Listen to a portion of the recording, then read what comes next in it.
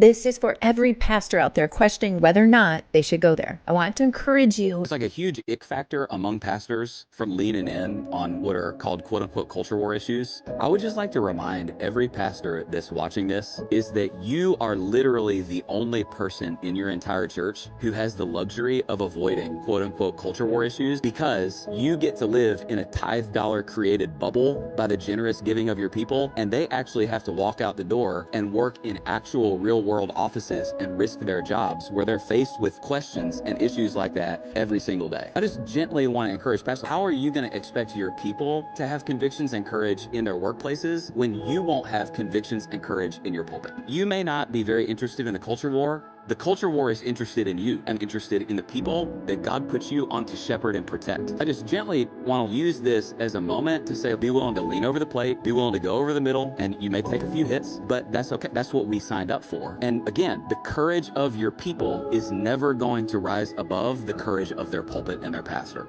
I am so grateful. The last 3 pastors that I have personally sat under have not shied away from this. They taught the word, all of it, because they understood that the Bible doesn't avoid real life. Real life is exactly what the Bible is speaking to. It is exactly what equipping a church body is all about. And the pastor's role is equipping the church body. When a pastor teaches what the Bible says about marriage, identity, life, and the world calls political, I believe that is the trap, because it has never been political. It has always been biblical. The world is just trying to rebrand it to get us all to shut up. And unfortunately, it's working in many churches. 2 Timothy 4:3 reminds us, like, the time is coming when people will not put up with sound doctrine. They will gather teachers who will say what their itching ears want to hear. You cannot skip pieces of the Bible because you're afraid that someone is going to call you political. The whole Bible is relevant to our faith walk, our life, our bodies. The whole Bible speaks to what people are walking through right now,